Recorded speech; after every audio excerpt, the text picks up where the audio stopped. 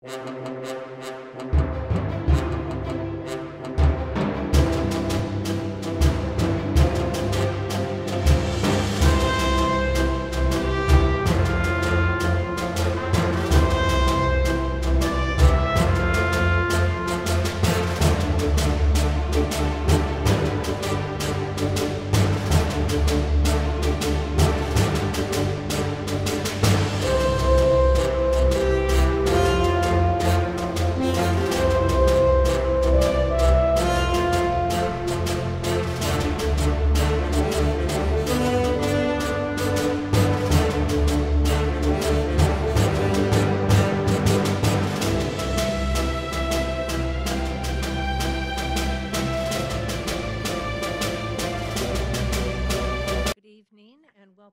the January 5th council meeting.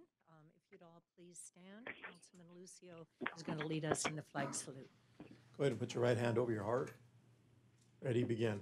I pledge allegiance to the flag of the United States of America and to the republic for which it stands, one nation, under God, indivisible, with liberty and justice for all. Thank you very much. We have some presentations this evening. Our first is the 2020 Chino Winter Wonderland Booth Decorating Contest winners. Our first is the best use of theme, and it goes to Chino American Little League. I'd like to call up Courtney Garcia, who's the president of the Chino American Little League. Courtney? We have a certificate for you. Thank you very much. Would you like to say a few words? Thank you to the city of Chino for putting on at least something for the Christmas. We actually had a better time doing the drive-thru than doing the parade. We loved it. Thank you. We did. We really loved it. Seeing all the cars and everything it was fun. It got us out of the house for a little while. Yeah, it did. Yes. And it gives you an opportunity to talk to people. Yes. Which is nice. And I think the decorating option was better for us, with all the lights and stuff. We love Christmas. So it was fun. It was fun. You did a great job. Thank you. Thank you very much. Thank you. Our second, which was best overall performance, was Heights Christian Preschool. Unfortunately, they were not able to be here this evening, but I think we are going to put up a picture of their spot. Turned out really cute.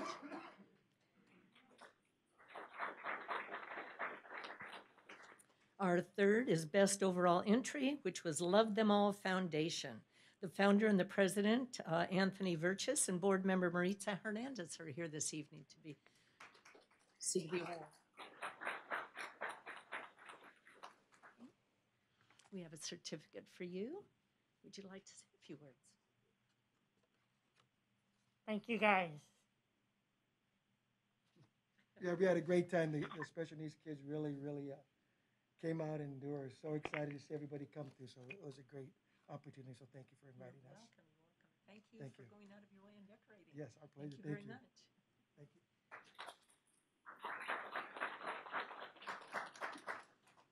Okay, next we have our Planning Commission Awards, and I'd like to invite Brandon Blanchard to come up with us. He's one of our commissioners.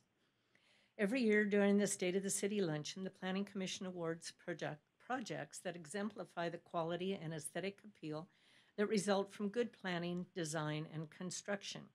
Since the 2020 State of the City Luncheon had to be canceled, we're happy to have the chair of the Planning Commission, Brandon Blanchard, here with us today to recognize the projects and hand them their awards. Brandon? Thank you, Mayor. Good evening, everyone. The City of Planning, Chino, the Planning Commission is composed of 7 appointed members and that review each project that comes aboard in the city, new development projects, as well as provide advice and guidance to the City Council on planning issues. Every year, city staff submits projects to the Planning Commission to be considered for this award.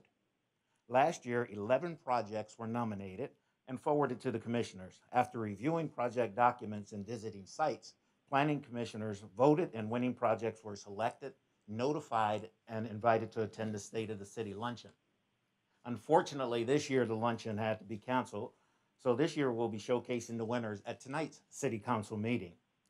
2 projects, one residential and one commercial/industrial, were selected and will now receive our annual Reval Salter Award for Planning Excellence and recognition of distinction in project planning, design, development, and/or delivery to the city of Chino. Reval Salter, also known as Ma Chino, was an active and well-regarded longtime Chino resident and community representative. She was on the city's planning commission for 29 years. I'm about halfway there. And was the first recipient of the Chino's Spirit of Achievement Award, which you see this monument that's out here on Central Avenue. The Planning Commission annual awards to one residential, one commercial, industrial exemplary project are named in her honor. The recipient of the Reval Salter Award for Residential Planning Excellence is Sunrise at Harvest by Woodside Homes, also known as Woodside 2. The project consists of 56 single-family detached condominium homes and is located at the northwest corner of Pine and Hellman Avenues. One of these homes can be seen on the screen. The senior project manager, Michael Jagos, is with us tonight to accept the award on behalf of Woodside Homes, Southern California Division. Mr. Jagos, if you can join us here. That's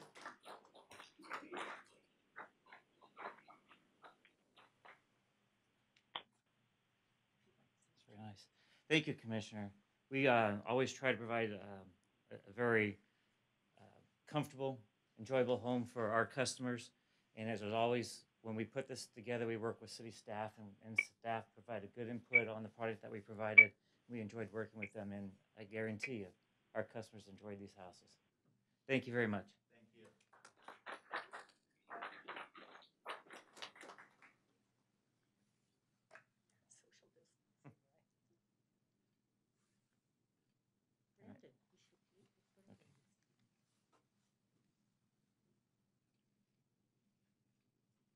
Thank you. Appreciate it.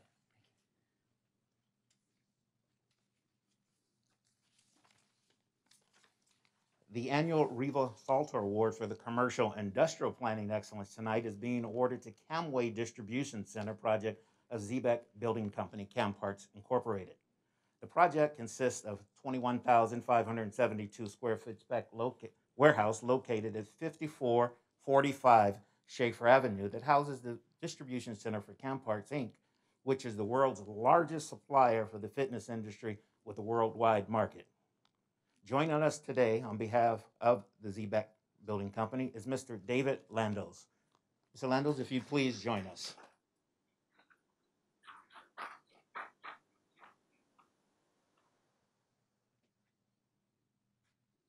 Thank you very much. You know, the projects are always a challenge, and they wouldn't be possible without the dedication and hard work of the people of the city of Chino as well, the building department, planning, public works, everyone. So I thank you.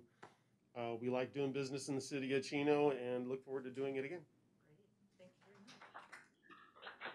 you very much.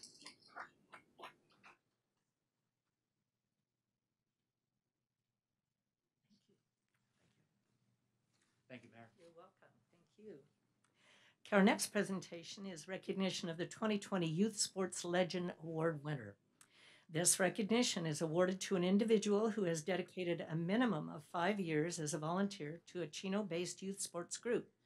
Nominees are considered for their demonstrated leadership, teaching ability, dedication to youth, sportsmanship, and positive coaching. The 2020 Sports Legend Award winner is Rick Garcia from Chino's Girls Fast Pitch. Rick, would you please come up?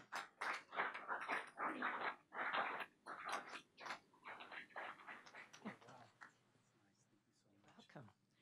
Rick has been involved as a coach with Chino Girls Fast Pitch for the past 14 years and currently serves as the league's vice president of operations. The overall development of the players is his priority. He not only teaches softball skills, but instills in them a sense of community pride and life skills. Rick also develops new coaches and managers that start with the league. Not only does he donate his time and equipment, but he often is right by their side as they run practice.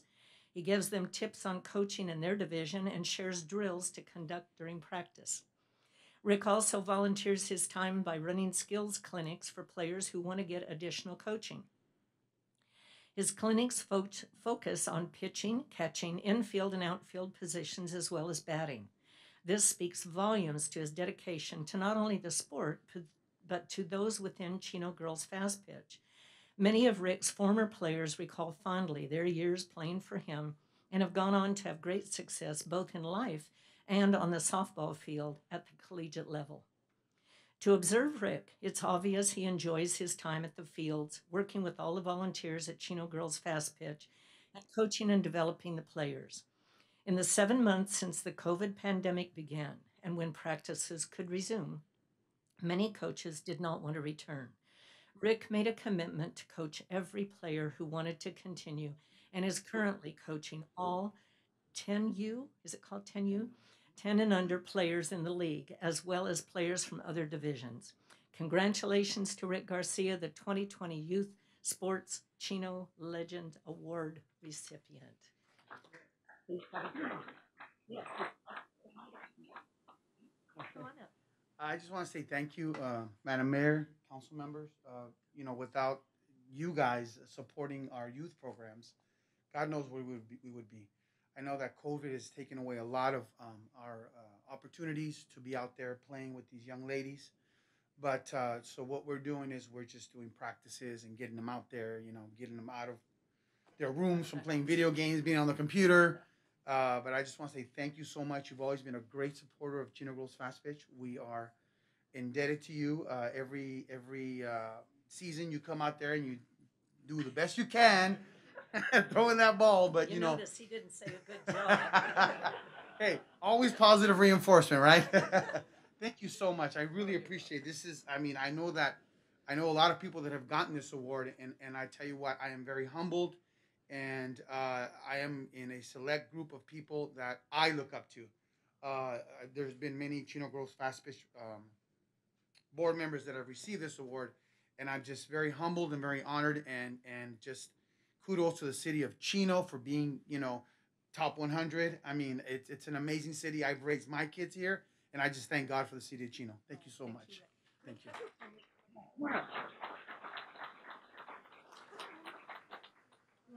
This is my daughter, Brianna, my wife, Clara, and my son, Ricky Jr.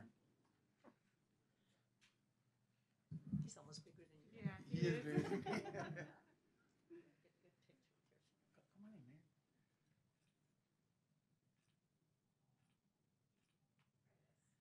Thank you so much. Thank you Thank you. very much. Thank you. Okay.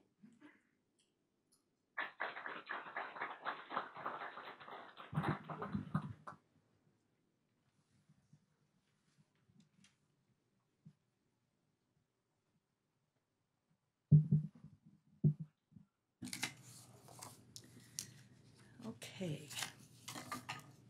And we did have closed session prior to this council meeting, and I would like to ask our attorney now to read the information coming out of closed session.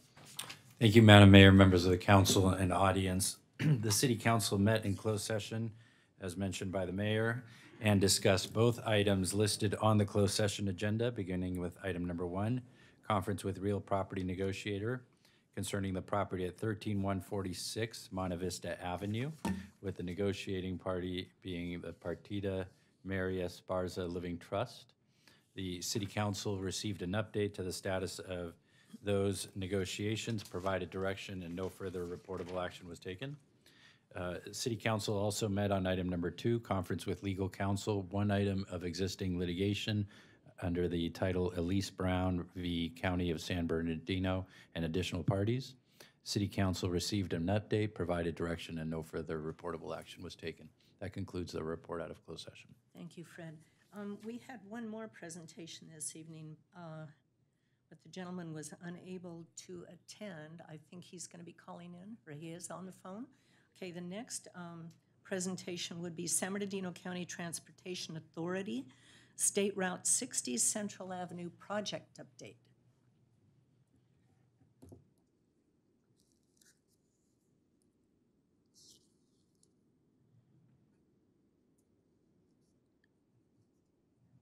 Thank you, Tim. Thank you. As you know, the development of the project to make improvements to the Central Avenue interchange on State Route 60 has been going on for some time, and we're pretty excited that we are now approaching the construction stage. And as such, we just wanted to kind of catch the council up on what's going on, what's happening out there, and get your constituents up to speed on what that effort will be, and then how folks that either use that interchange or live near it or work by it can stay up on what is going on during construction. So next slide, please.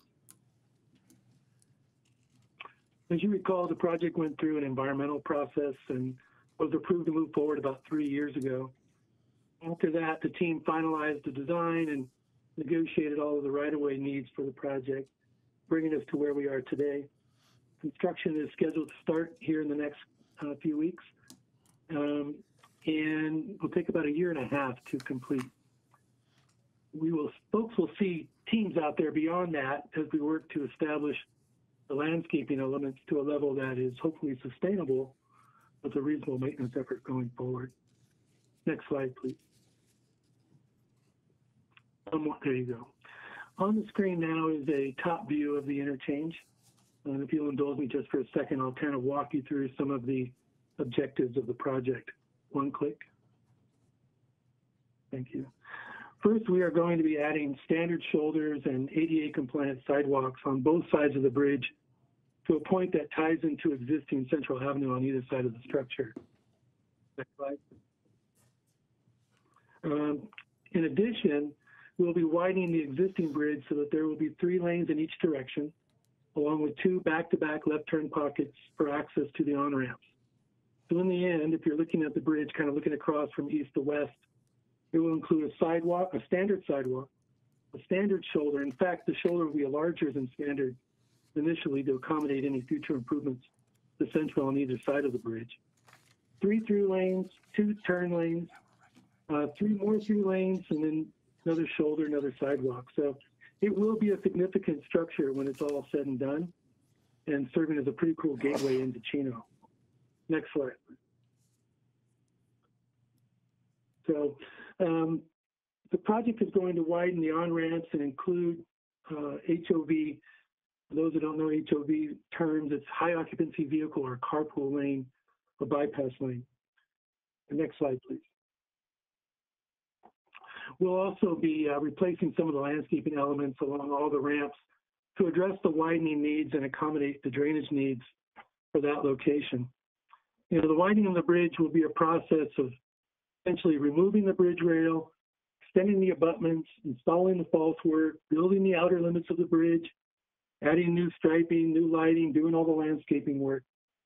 It's not the typical where we would demolish the entire bridge and build it back, but it is still a major construction effort that will require traffic handling, key staging efforts, scheduled freeway closures, and a lot of other things during construction that the public will need to be aware of. Next slide, please. This is what the kind of the bridge will look like from the freeway perspective. If you've been on the council for a while, you may remember receiving a presentation on the aesthetics associated with the bridge and the retaining walls. The city logo will be prominently displayed as the centerpiece of the bridge. In addition, a lot of focus on the city's historical elements are incorporated as well. References to the rich agricultural history, the airport, and the farming roots of Chino will all be depicted throughout the structural elements of the bridge. And as I alluded to just a few moments ago, these design elements were vetted by review groups made up of local community members and the project team and previously presented to the council. Next slide, please. Like any construction project, there will be some occasional challenges for commuters and residents. What you see on the screen here are some of the communication tools we have developed to help people better understand how to navigate through that construction zone. One of the tools we have available for all SBCTA's roadway-related projects is a dynamic Google map. Next slide, please. This is kind of what, when you're on our project page, this is what it looks like when you arrive on that page. To access the map, you just click on that image, and then you'll get to the map. The map will have icons, as kind of as you see there, showing closures, detours, that kind of a thing. We also update whenever there is a traffic-related issue in or near the project, whether it is project-related or not. Our goal with these maps is just to give the user the best chance for knowing the condition either before they go, and we'd ideally like them to check before they get on the road, or as they come across unexpected delays the maps will give them access to what's going on in real time. Next slide.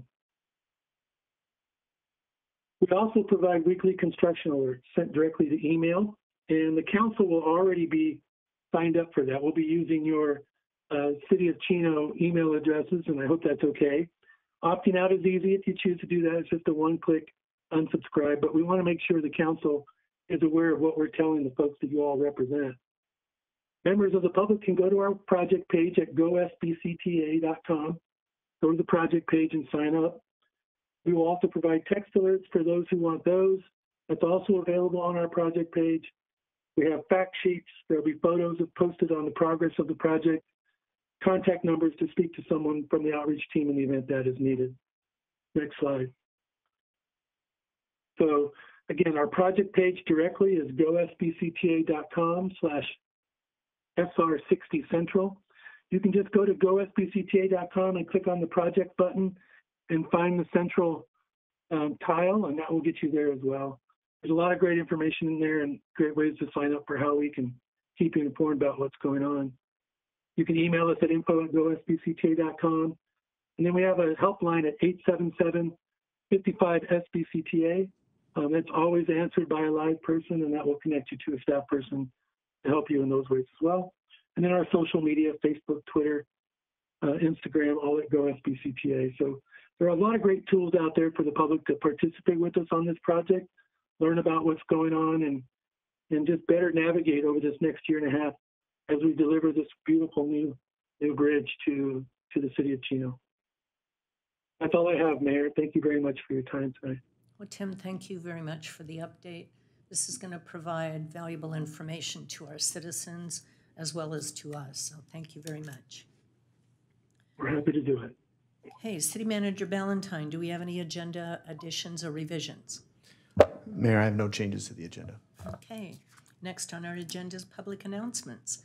First, I'd like to recognize Michael and Parterina Rock for earning the annual Mayor's Home Beautification Award. There's going to be there's the picture. While it's unfortunate we could not recognize these people in person for their outstanding efforts at the Mayor's annual State of the City address, their contributions in making Chino a beautiful place to live are certainly valued. We want to congratulate them on this outstanding achievement and thank them for everything that they've done. Similarly, we're going to recognize Dan Lee and Loopy Grace Stratton for earning the January 2020 Mayor's Home Beautification Award. And that picture's on the screen. On behalf of the entire council, I congratulate and thank you for your continued and tremendous efforts to make Chino an outstanding place to live, work, and play. I'd also like to announce that Chino's 2020 State of the City video will make its debut this evening. As we start off 2021 with high hopes for a better, more peaceful, prosperous, and most importantly, healthy year, it's important to review 2020. As in most things, there are always lessons to be learned, heroes to be honored, and strength, determination, and creativity to be admired, even in a challenging year like 2020. I'd like to thank the Chino Valley Chamber of Commerce and the generous sponsors for providing us this opportunity to highlight the challenges and upside of 2020. The video is available on the city website at www.cityofchino.org/SOTC, Channel 3, and the city's various social media accounts. And finally, please make sure you stay tuned to the end of the council meeting where Fire Chief Tim Shackelford will be introducing a video that offers an overview of a new service model for emergency medical responses. Next on the agenda is public communication. This is the time and the place for the general public to address the council about items that do not appear elsewhere on the agenda. While we'd like to hear your concerns and comments, we cannot directly take action on anything that's not on the agenda. Our first written request to speak is Pastor Mike Spradlin from the Valley Christian Church. Now, Mike's going to lead us in prayer this evening. I invite anyone who would like to participate to please stand. Thank you, Mary. Appreciate it. Will you join me in prayer? Heavenly Father, we are challenged right now. Obviously, our world, as we see it, is in a state of turmoil. We see soaring cases of COVID and and hospitalizations and lack of oxygen, and the list seems to go on with every time we turn on the news. Lord, we see just so many things in our families and our friends' lives that are concerning us, whether it's an election or whether it's politics or just the state of our families. But Lord, it's so interesting how you, when we look up, give us hope. And Lord, that's what we need. Lord, I believe that 2020 was a year probably most of us would just like to forget. And Lord, I can understand that.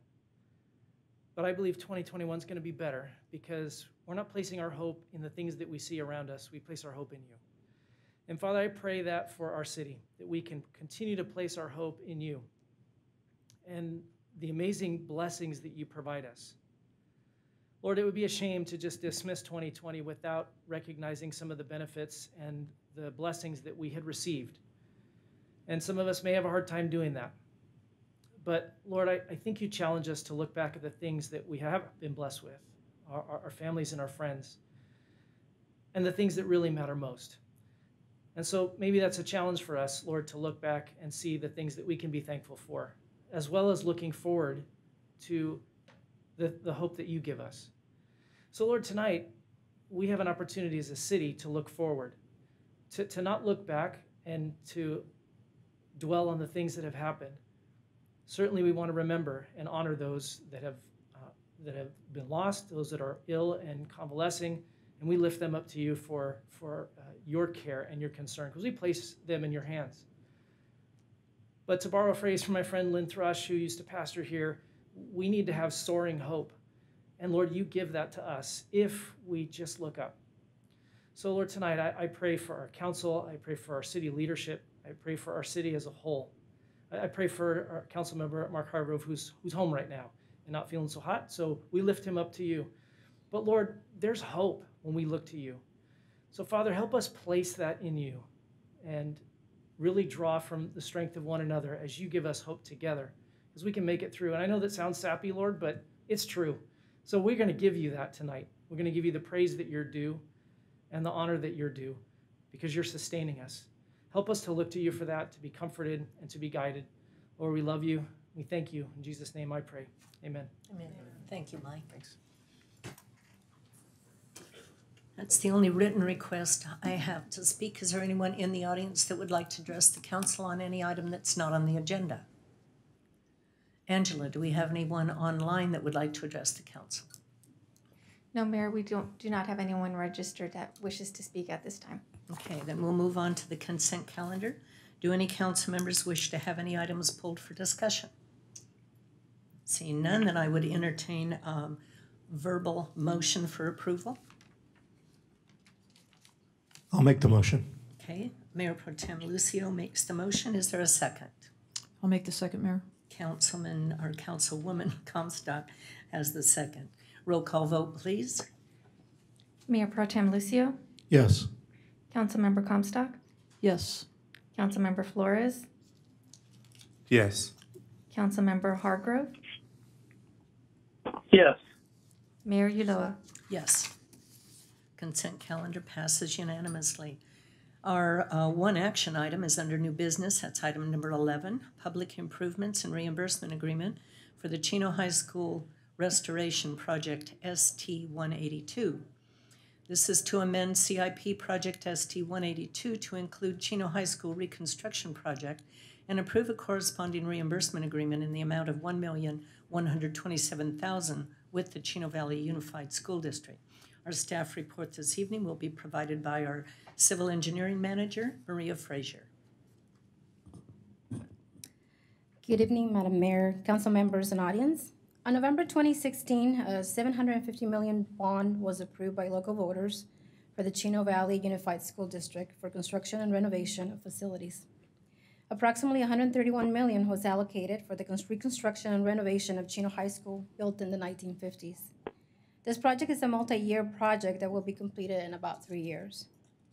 In addition to on-site improvements, the school district is proposing improvements along the frontage of the school property. Improvements will include curb ramps, sidewalks, crosswalks, driveways, and paving along Benson Avenue, Park Place, 10th Street, and Jefferson Avenue. To better serve the students and the public, the city would like to complete improvements across from the school district improvements. These improvements will provide complete pedestrian improvement all around the school perimeter. As part of the collaboration with the school district, the city agreed to fund some of these public improvements that would not be considered part of the school district. Staff has prepared a reimbursement agreement that defines the project, funding, and responsibilities of both the Chino Unified School District and the City of Chino for this project. City's share of the improvements cost is estimated at approximately $1.127 million. This project is funded by Measure I, RMRA funds, transportation funds, and TDI Article 3 grant funds. Therefore, staff is requesting the council approves the staff report with the recommendations indicated. And this concludes my report, and I will be happy to answer any questions. Thank you, Maria. Are there any questions on this project or comments? Mark, do you have any questions or comments? Mr. Nope, Hart? I do not. Okay. This is going to be an exciting project, and I compliment our staff for looking beyond just this project and ensuring that all of the streets around Chino High School, when it's redone, will also be renovated and updated instead of just that one particular side of each street. So thank you very much for going out of your way to see that that's done, and of course coordinating with Chino Valley Unified School District. Good job.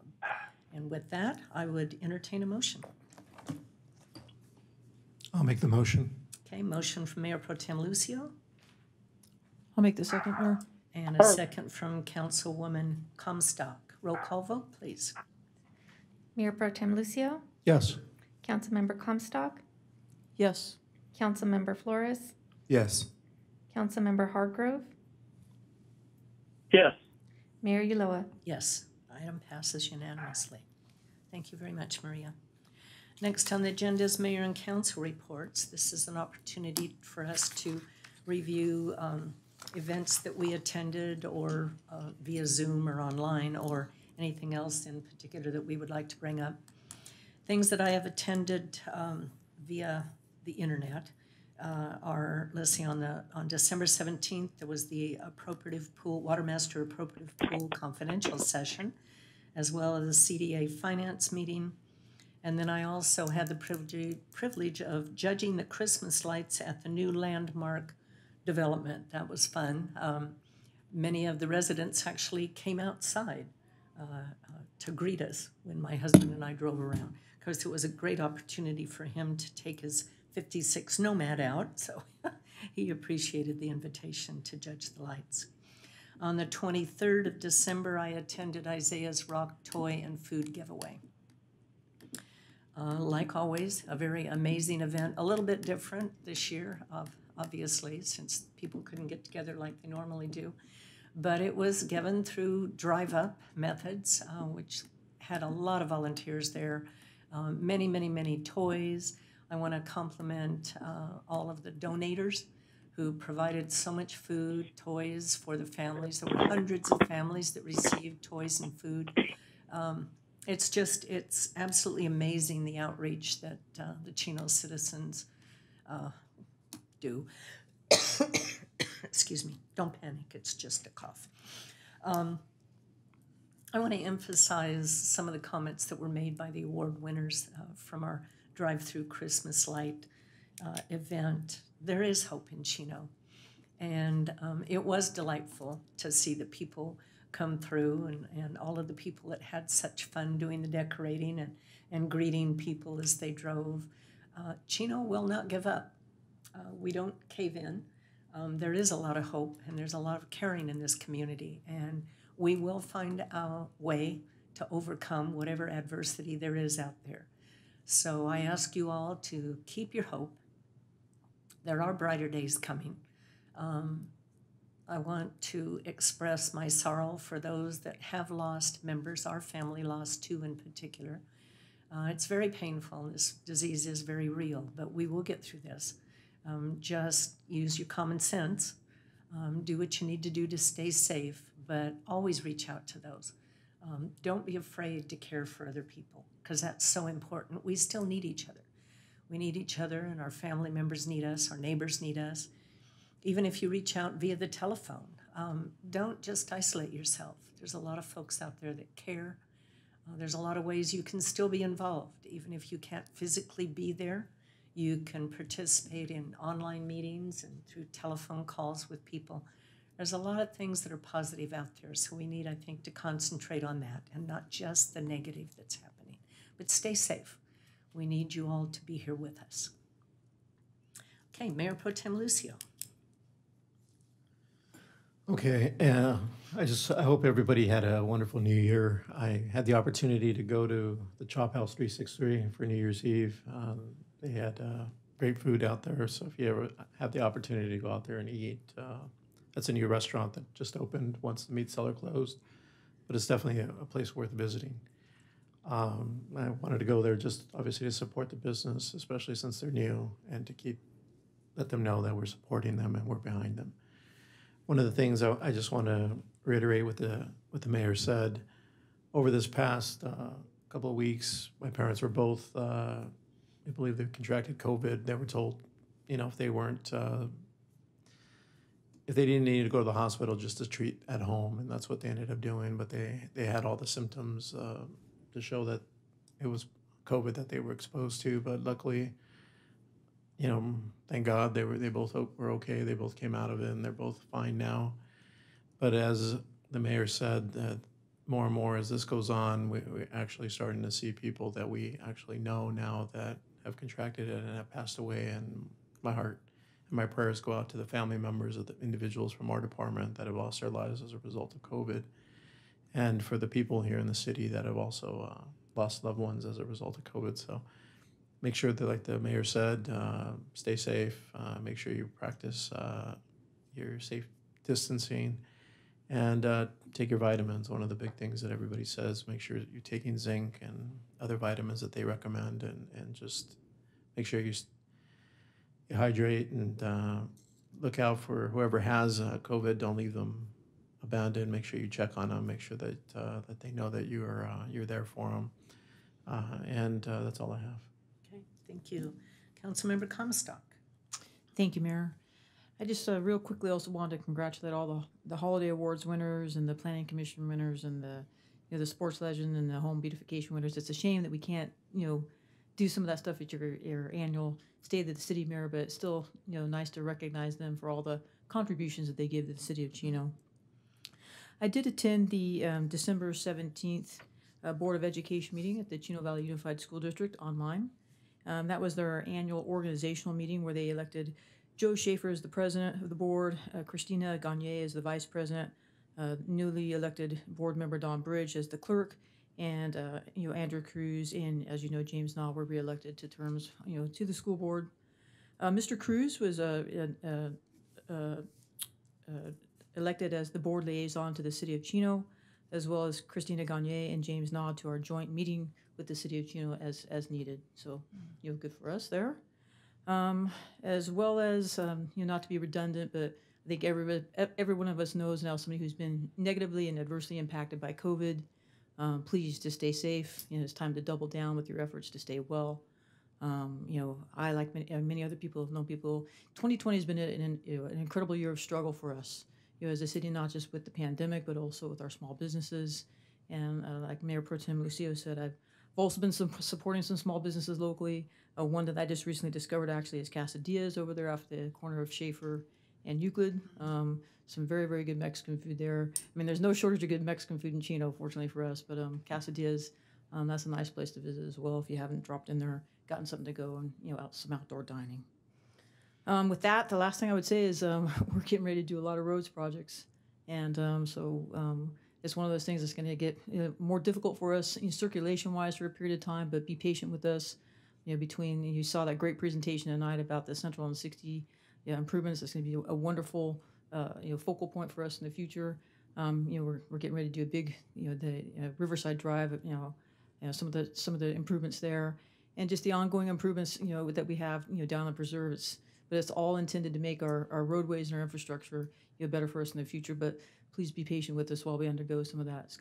There's gonna be a lot going on, a lot of moving parts on all those projects, and It's going to, aggravate circulation a little bit, but over time, I think it's also going to improve and make the city just a nicer place to commute through, and certainly beautify it in many ways. With that, Happy New Year to everybody. I'm looking forward to, Mayor working hard with the council this year. Thank you. It's going to be a lot to do. I'm glad Karen brought up the roadway work. On our website now is a very easy tab to get to find out the condition of road closures, and there's also going to be added some information about construction projects. So if you're curious what's going on in the city, be sure to check out the website. It is going to be a pain in the neck, in all honesty, but we need these improvements desperately, and without the inconvenience of the construction projects, we'll never have an improvement. So it's something we just have to put up with for a while, but when they're finally over with, we're all going to be very glad that it's ongoing. And we do have a public works director now that is very program oriented, and the gauntlet has been thrown down to him to get these projects completed, and he's more than up to the task. So we're going to be seeing a lot of construction programs, which again, it adds to the economy. It keeps people working, right? Councilman Flores. Happy New Year, City of Chino. I too just want to congratulate our booth decorating contest winners, our Planning Commission Award winners as well, and the Sports Legend Award winner, Rick Garcia. I had the opportunity to attend the Winter Wonderland booth. The Chino Winter Wonderland. I had a great time out there. 2020 was a rough year for us, but at that event, you wouldn't be able to tell we were going through a pandemic. Just all the smiles we've seen from the children all the way up to the adults. And so hats off to our staff. I think you guys did a wonderful job there. I also, on December 23rd, I had the opportunity to attend Isaiah's Rock, a toy drive giveaway as well. Had an awesome time there. Again, 2020 was a rough year, but all the smiles that you've seen from a lot of these, from the parents and the children, that's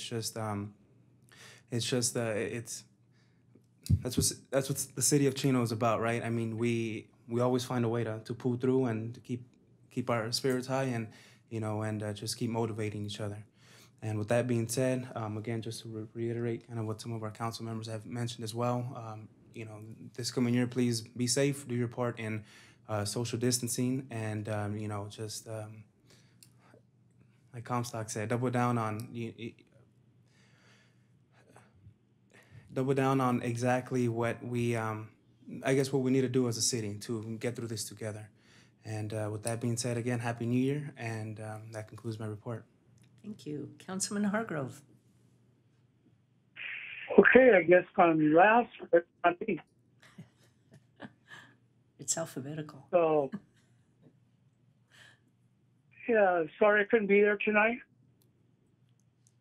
Because COVID is real. Just so you know, because I'm always open, letting you know what's going on. I did contact COVID. I'm asymptomatic. I've been in quarantine for about a week now. I got about a week to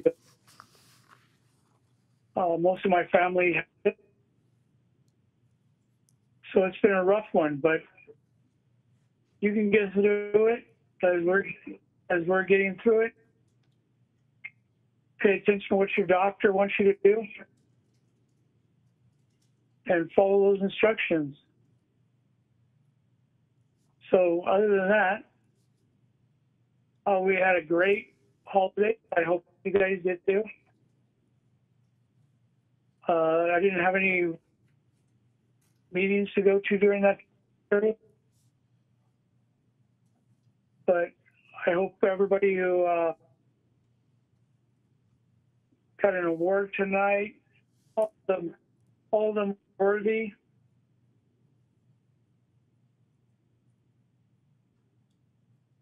And I hope everybody a Happy New Year as we move into a new prosperous year. And that concludes my report, Mayor. Thank you, Mark. I feel better. City Manager Ballantyne, anything this evening? Yes, Mayor. I think both Councilmember Comstock and the Mayor highlighted. I want to thank the community for their patience as we make some significant investments in our infrastructure. We've been making a lot of investments in our water infrastructure. So when we pay our water bill, that's where the money's going. And I appreciate everybody's patience and pardon the dust. The council, as you're aware, invested roughly $7 million in Riverside Drive. And we're embarking on all that work. You can see that out there now. In addition, there's a major storm drain that's heading south from Riverside Drive on 11th Street. And you can see a lot of, it's about a 5-foot diameter storm drain that's going in there. As they're moving north to Riverside Drive, we're needing more space to install that storm drain. And also due to the soil content and the amount of equipment there, we're going to need to close Huntington Drive for a short period of time. So notices will be sent out to the businesses and residents in the area. Will also be posted on social media.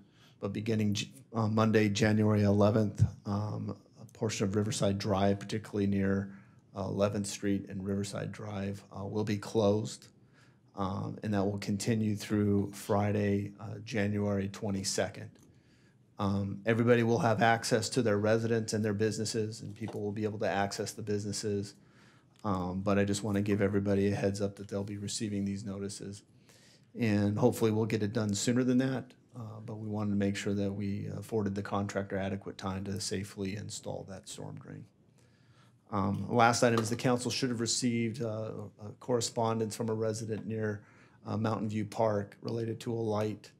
We're aware that the light is out. We just reseeded the whole park, and we need to get the boom truck out there, and we don't want to leave a bunch of divots in the grass. And so once that's completed, we'll be out there and we'll replace that light with an LED light, but that should probably be done within the next 2 weeks, and we'll reach out to that resident. We thank that resident for bringing that to our attention. That concludes my reports. Thank you. Thank you very much, Matt. City Attorney Galante, anything this evening? Yes, thank you, Madam Mayor, members of the council. Just one item I wanted to highlight for the council and just give you a little glimpse of legislation that has actually was adopted back in 2016. It's SB 1383 that encompasses diversion of organic materials from California landfills. It's a very aggressive piece of legislation, so I wanted to give the council an overview because Cal Recycle, which is the agency that oversees the implementation of regulations and oversight of refuse in California, has been busy preparing these regulations that it was charged with to implement SB 1383. The reason I say it's aggressive is because it just is. There is a mandate that all organic materials, the level of organic materials by the annual report at the end of 2020 be reduced to 2014 levels. By 2025, it has to be reduced 75%, 20% of which the edible food portions of the organic materials have to be diverted for human consumption. So, for example, the restaurants, the grocery stores, all the various food, even the food packaging industries have to figure out a way to divert materials so that they don't go into landfills. SB 1383 also imposes on the city. You know, we're used to imposing a lot of these obligations on our waste hauler. It imposes on the city the obligation to create code enforcement processes to assure that these methods are implemented, that the waste is monitored to avoid any contaminants, and the city is ultimately responsible for implementing the compliance reviews to assure that compliance. So Cal Recycle came out with some model ordinances. The model ordinance was 70 pages, and the model insert to a trash franchise is 170 pages to address these requirements. So obviously they're incredibly technical. We know your staff is well aware of it. We'll work with them to make sure we implement it. But as you can imagine, you are likely going to see some ordinance amendments and some amendment to your waste hauling franchise to address this legislation. That's all I have. I don't mean to scare you, but just wanted to give you a glimpse. Just what we need is more regulation. Yes, Happy New Year all. Yeah, thank you very much, Fred. Chief Simmons. Thank you, Mayor and council members. Appreciate the opportunity to come up here and share with you that this year, our Run for Russ is going to take place on Saturday, February 6th. And we're going to tweak it a little bit this year because of COVID and the things that we have going on. So it is going to have a virtual component. We encourage people to participate that way, but we are still planning on doing an in-person. We're just going to do an open start time to allow people to social distance so they're not all crammed at the start line, come in at the same time. And there's going to be, unfortunately, no pancake breakfast from Kiwanis this year, but we're still going to be in attendance, and we hope that the community comes out, continues to support Russ's memory. It'll be 21 years this February 1st when he was killed by a drunk driver, and this will be our 20th Run for Russ. And each year we continue to grow that, and we're hoping that this year is the same thing. And if you're not comfortable participating in person, again, sign up please for a virtual. And all the money goes back to the Police Foundation, which donates that back to youth sports in the community. And lastly, I want to thank our partners at Chino Valley Fire and Chino Valley Medical Center. They are working extremely hard right now and doing a tremendous job keeping our community safe in the midst of this COVID pandemic. So that's all I have, unless you have any questions for me. No. How's Susie doing? Susie's doing wonderful and has been a great addition to the Chino Police Department. And in fact, I have some new Susie trading cards that I will give you all tonight. I would like you to bring her to our next council meeting. Okay, I think sounds the good. public needs to see Susie. Sounds Susie's good. our new comfort dog at Yep. the police department. She's absolutely adorable. Thank you very much. Thank you, Wes. Chief Shackelford, you have a presentation for us this evening. I do. Good evening, Mayor and Council. Happy New Year to all of you. Before we get to the presentation, I wanted to share some information from the Fire District. Last month, we had 3 captains that retired. Captain Harry Friedman with 29 years of service, Captain Keith Stroop with 29 years of service, and Captain Bill Heitman with 39 years of service. We currently have 11 firefighter paramedic candidates in the background process, and we hope to start them in March or April. The process is a little delayed, as many things are with COVID. With that, not all bad things that have come out of COVID, there is some good. And this is one of them. This is a new program. We've been working on this for a few years. I've been part of a committee with some of the fire chiefs in the county on this, and it's the Emergency Communication Nurse System. And COVID provided an opportunity for us to fast forward this a little bit. So I'd like to show the video, and then I can provide a little bit more information after that. Emergency medical services is most easily recognized when emergency vehicles or helicopters are seen responding to emergency incidents. EMS is much more than a ride to the hospital. It is a system of coordinated response in emergency medical care involving multiple agencies. San Bernardino County's EMS system includes 26 exclusive operating areas over a vast region of more than 20,000 square miles. To enhance service delivery and create a more efficient system, the County of San Bernardino is prioritizing the implementation of new innovations in pre-hospital care. One example is an Emergency Communication Nurse System, or ECNS, that is designed to triage incoming 911 calls to determine the appropriate level of care or response required. The full implementation of this system will ensure that county residents get to the right care at the right time in the right place and free up ambulance transport and fire personnel to respond to people with critical needs. An ambulance patient offload delay occurs when patients can't be transferred timely from ambulance paramedics to emergency room staff. At hospitals across San Bernardino County, this has become a problem because of population growth, a relative shortage of physicians in the area, and the difficulties in increasing hospital capacity. It has also become a problem because of people's reflex reaction to call 911 for any medical issue, including non-emergencies. Not every 911 call needs a lights and siren response. Fortunately, an ECNS will help to make that distinction before paramedics are deployed. The ECNS nurse triage system includes trained registered nurses located in the 911 dispatch center to help guide callers to the appropriate resource. When a call comes in, the 911 dispatch operator asks a few preliminary questions. Based on the responses, the dispatcher either sends help immediately or refers the caller to an ECNS nurse. The nurse then asks more targeted questions while remaining able to choose to send an emergency response.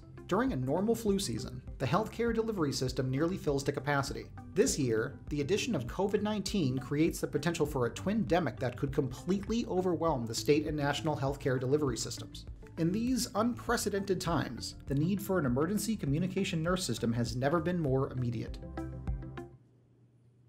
So the video provided a little bit of an overview of the system, very abbreviated version of an extensive PowerPoint. But what that will do, when someone calls and it's not a life-threatening emergency or something that's serious, the caller will be transferred to the nurse and will slow things down. They'll ask a series of questions, and the overarching goal of the program is to connect that person with care at the appropriate level. And many times, as they alluded to in the video, these are non-emergency calls. They're calls for toothaches. They're calls for someone that needs a prescription refilled. And instead of utilizing an ambulance and transporting that patient to an emergency department, there's other means available to them. And the nurse will connect them based on their insurance through either an urgent care, make an appointment for their primary physician, and also potentially contact Uber or Lyft to provide for transportation for that person as well if they don't have that available to them. So it's better utilization of the resources. The video mentioned that this has started. It started in December. It's limited at this point because there's a limited number of nurses that are available and there's a cost to this program. We're hoping that we will be able to demonstrate some cost savings back to the insurance providers where we can offset some costs for the nurses and have this a long-term program to really provide people in our community with care at the appropriate level and address the needs that they have. Secondly, the video mentioned the ambulance patient offload delay, and that is a very real issue for us. That was an issue prior to COVID, and it's really become problematic for us recently for the reasons mentioned in the video. We've had ambulances waiting for 6 to 8 hours at times with a patient on the wall in the hospital, and it creates a real domino effect. That ambulance is now out of service, and the call volume has increased with COVID, and we are seeing 30 to 45 to 50-minute response times for ambulances in our area throughout the day. Our call volume is up substantially with COVID. So again, as the council has shared tonight, please be cautious, but take an additional step with that. The Inland County Emergency Medical Authority, or Agency, excuse me, ISMA, has authorized alternate transportation during the pandemic. And what that means is we have the ability to get someone to the hospital through a different means. Prior to this, the only option we could provide someone would be in an ambulance, or they could have a family member take them. So last week, the fire district did purchase a used ambulance that we have, and we'll be placing that in service this week as a backup when AMR is not able to meet the needs of our community. We will have the ability to transport patients from our local community to the hospital. Are there any questions on ECNS that I can answer? I know it was an abbreviated video, but again, it's going to be a trial program. We'll be using this, and not every caller that calls 911 will necessarily be placed into that. It's based on the severity of the call and the availability of the nursing staff as well. Now, when people that live in Chino dial 911, it goes to our police dispatch center, correct? Yes. So then will a nurse automatically, how is this? So what will happen when someone calls 911, the first point of contact, it's the PSAP, the Public Safety Answering Point, it's the police department. Once they determine that that call is medical in nature, the call is transferred to San Bernardino County Comm Center, which is our dispatch center, and the dispatcher will ask a further line of questions, and they'll triage that call. So if it's an emergent call, they'll immediately dispatch fire and ambulance to that call. As they go down that series of questions, and it starts with the most severe questions and then goes from there, once they determine that it's not an emergency, they will then transfer them to a registered nurse who will continue the line of questioning. And at any point during that call, the nurse has the ability to put that patient back into the 911 system. And where's the nurses going to be? So the nurses will be located there. The initial plan was for them to be co-located in the dispatch center, but due to COVID, we've had some issues with space. So it's a combination of nurses from our county. It's the fire department nurses that are staffing this, and they're also outsourcing a portion of this to Reno that has an existing program to help pick up some of the slack that they're not able to cover some of the call time. So Reno, Nevada? Yes, ma'am. Oh, good Lord. They have an existing program there that's been very successful, and it's the model that we followed with this. So if the nurses are not available here, they will be transferred to the nurse but they have all the information. They're familiar with the system and the protocols that they'll use. Ideally, the nurses will be staffed here locally in Rialto at our dispatch center once space becomes available when things change with COVID. And right now, I know it's a trial period, but what are the hours of operation for the nurses currently at this point? The majority of it's going to be during daytime hours, but they will have the ability to go 24/7 once the staffing meets the needs, the call volume drives the need for that. So if there's enough low acuity calls that are happening in the middle of the night, they will look to staff the program on a 24/7 basis with it. Part of it is a training component, and there was extensive training. The nurses have to be trained essentially as dispatchers in addition to being RN, so there's some significant training that's taken place on the front end of this as well. Wow, this is going to be challenging. So somebody calls their family member is having a heart attack. They call 911, it goes to the PD. PD determines it's medical, it goes to you, who then you refer it to a third. If something like a heart attack would be a high-level call, that would be a Charlie or an echo call, so that would warrant an immediate 911 response. So that would not get transferred to the nurse. So this would be something that they've got an infection in their toe that they've had for 2 weeks, and they're not sure what to do, or someone needs a refill of their blood pressure medication, and they're not sure what to do. The nurse would walk them through that process, reach out through their insurance provider, and make contact with their primary care physician, arrange for an appointment if necessary, arrange for the pharmacy to refill the prescription, whatever it would take to meet their needs. So people call 911 for items that obviously are not emergencies. That's correct. A good portion of the call volume is very low acuity.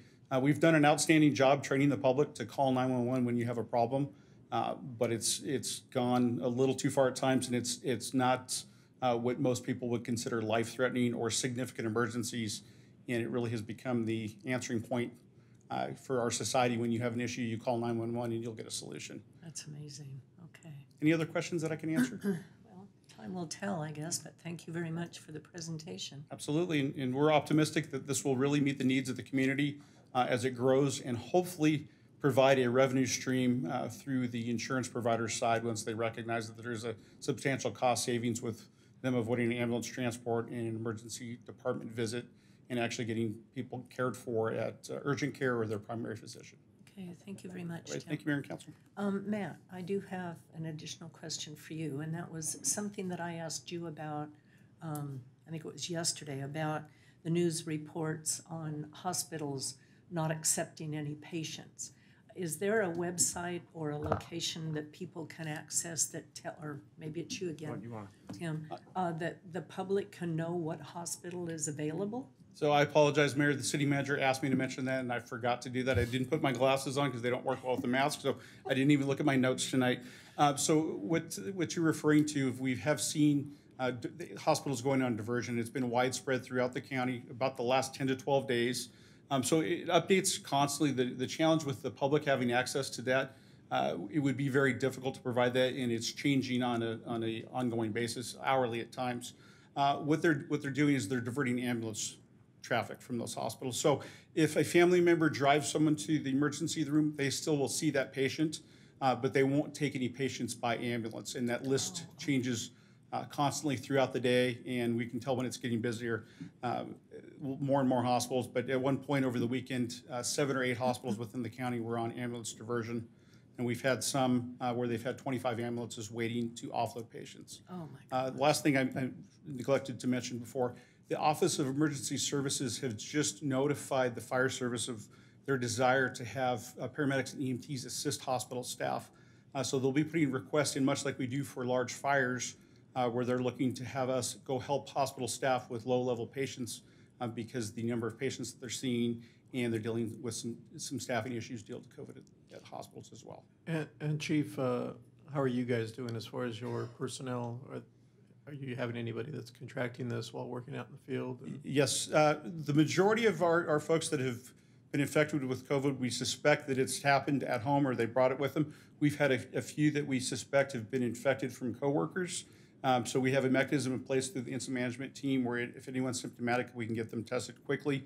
At this point, we do have a number of folks, much like I'm sure your agency is dealing with as well. We have we're staffing, we're meeting our daily needs, but it is a challenge like any other agency or city government. I'm sure that you're seeing the same thing. So we do have some folks. Fortunately, all of the cases that we've had, they've been relatively minor in nature. No one's been hospitalized, and they've had a relatively quick recovery with it. But it is widespread. It's in our community, and we're seeing a significant increase in our call volume. There's days where we're seeing 100+% of our normal call volume, and the majority of that's related to COVID. Amazing. Well, it's good to know that if people have to drive to the hospital, they won't be turned away. So what I would suggest, Mayor, if someone is sick, the first thing, if it's a life-threatening emergency, absolutely call 911 right away, and we will respond and provide care as appropriate. If someone is sick and you're concerned about them, have them get on the phone or have a family member do so for them and get in touch with their doctor or their insurance provider and get some suggestions from them. Many of the physicians are actually calling in prescriptions to the pharmacies based on information over the phone and prescribing things like inhalers, steroids, and things like that for folks that are ill, and avoiding the office visit completely. So start there if possible. If they suspect it's a life-threatening emergency, absolutely call 911, and we will be happy to go out and provide care and get them to an appropriate facility. But if they're just sick, please start with a phone call. It's probably going to be a better experience for the family member, and they're going to have an extended wait at the hospital if they do try to go. So seek care elsewhere, your physician's office, urgent care, or someplace else if at all possible. Okay, thank you very much, Tim. Thank you. Our daughter contracted it through her husband's family. She was pretty sick. She had 104.4 fever, and all of her doctor information prescriptions were provided over the phone and to the pharmacy. So she's okay now, but it was a little scary. But she didn't want to go to the hospital, and she didn't want to go where she was exposing other people and being even more exposed. So it ended up working out okay. All right, well, a lot of information this evening. I do want to say one more thing about our State of the City video, and that is it contains pre-COVID and post-COVID information and video. It was challenging this year to do our State of the City because we usually do it, early fall, summer, early fall, and we couldn't. So it was inappropriate to put it together with all of the filming that was done pre-COVID, because then that just didn't fit the situation that we were in. So we had to get innovative and do kind of a combination of pre and post. So please do take the time to watch the video. It does have some valuable information in it. And with that, we will adjourn to our next regular meeting, which will be held on Tuesday, January 19th at 7 o'clock in these council chambers, with possible closed session earlier than that. With that, we are adjourned.